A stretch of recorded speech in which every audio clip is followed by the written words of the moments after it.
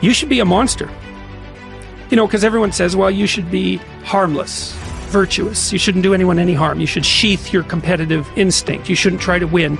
You know, you don't want to be too aggressive. You don't want to be too assertive. You want to take a back seat and all of that. It's like, no. Wrong. You should be a monster, an absolute monster, and then you should learn how to control it. You see, life is going to pass us by if we sit here idly. You've got to get out of bed, you've got to get up, and you've got to dress your mindset before you dress your body. You've got to be able to look in the mirror and walk down those truths. You've got to be able to speak to yourself and say, it's time. I've got to evict out every negative thought, every nervous fear. You got to speak to yourself in such a way that you can believe it when no one else believes it. You got to be able to say to yourself, I know that I am more than I was yesterday.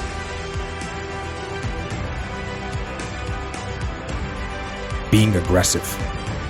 That means you are ready to attack. As I always point out, this doesn't mean you walk around with your chest puffed out, ready to bang heads with everyone around you. It doesn't mean you confront people physically or mentally head on without a tactically superior plan. No. What it does mean is that you are going to get after it. You are going to move fast. You are going to think fast. You are going to outthink and outmaneuver the enemy. Do you realize that every day you thought you wasn't gonna make it? Do you remember them days where you thought it was absolutely unbearable and you thought you wasn't gonna endure that one? Do you know that your survival rate for every last one of them bad days is 100%? You survived every hater, you survived all the evictions, you survived the firings, you survived all the trouble you ever been in. Your survival rate is 100%. If I think the enemy is going to attack me, I'm going to attack them first. If I think they are going to seize a piece of terrain, I am going to be there waiting for them. If I think the enemy is going to flank me, too late, I'm already flanking them. I view aggression as a fire in your mind that says, I am going to win. When you walk in, your essence, your presence, your impact walks in that room. You are a threat from the moment you got up to the moment you cross over to the line. When you come out of the tunnel, when you step into the ring, you have been a threat, you will be a threat, and there is an announcement that has been said over your life long before you realized it, where God said, this is my beloved son, my daughter, my child, and something great is in you. But until you realize just how great you are, you can't perform at that level. I am going to battle, and I am going to fight, and I am going to use every tool I have to crush my enemy. And that is what aggression is to me. The unstoppable fighting spirit, the drive, the burning desire to achieve mission success using every possible tool, asset, and strategy and tactic to bring about victory. It is the will to win. And if that kind of internal, relentless aggression is your default mode, you will win. I want what all other men want. But when the opposition hits, when the challenge hits, when the pain creeps in, when the uncertainty creeps in, when the cuts, when the scars, when the bruises come, I just wanted a little bit more than they wanted. If you dare to be great, if you dare to do something that you've never done before, if you dare to go to limits that you've never went to before, they will remember your legacy forever.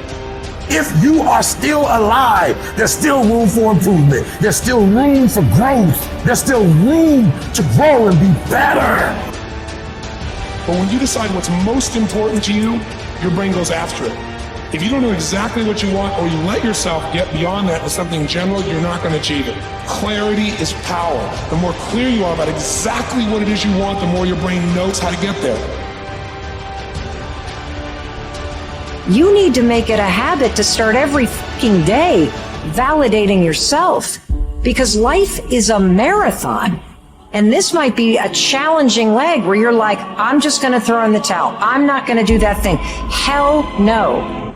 You got to learn to let the past go so you can grow. Many people never act on their dreams because they allow their past experiences to determine what their possibilities are.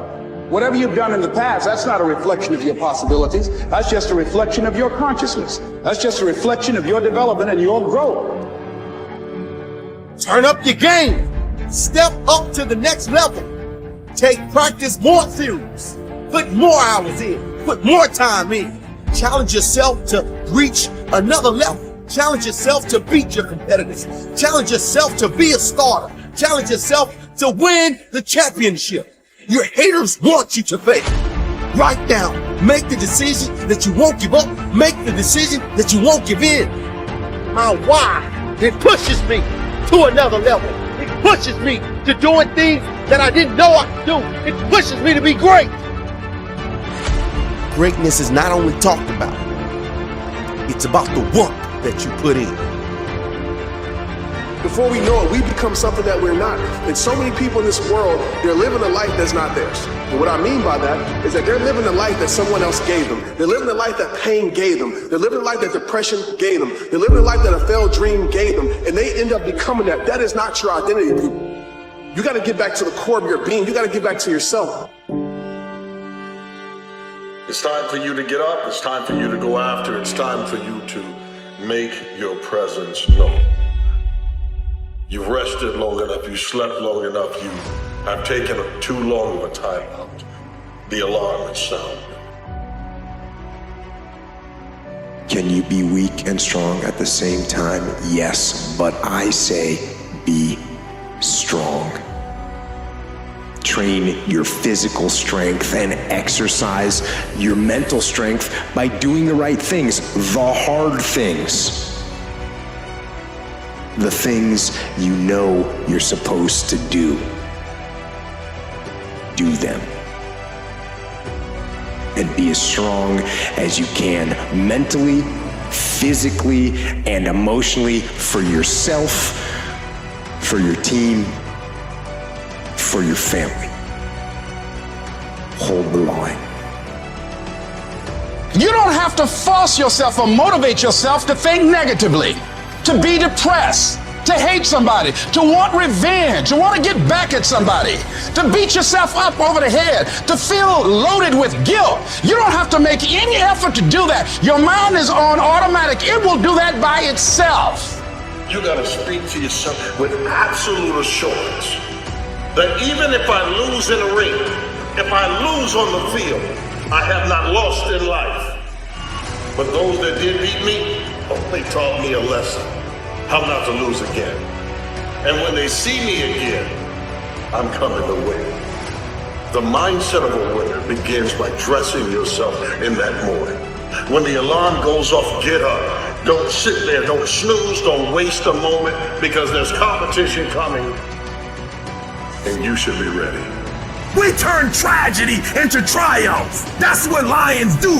Lions don't cry. Lions don't give up. Lions don't quit. Lions hunt. That's what we do for a living. When you are a true hunter, you don't go by time. You go by the gazelle. You hunt until you get a gazelle, and you don't stop until you get one.